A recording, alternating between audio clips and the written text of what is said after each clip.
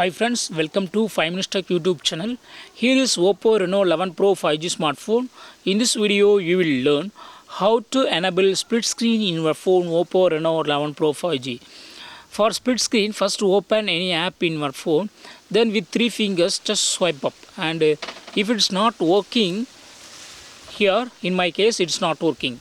Okay, screen is not splitted. Okay, so you have to do some changes in your settings. Just go to the settings of your phone here, then go to special features and here select split view and just turn on this button swipe up with the 3 fingers to enter split view. Okay, just to turn on this button, hereafter you will get split. Okay, see here I am again opening the same app with 3 fingers. I swipe up and screen is splitted. In the splitted area I open Google Play Store. So in this way you can easily enable split screen in your phone Oppo Reno 11 Pro 5G. That's all friends. Thanks for watching. Bye.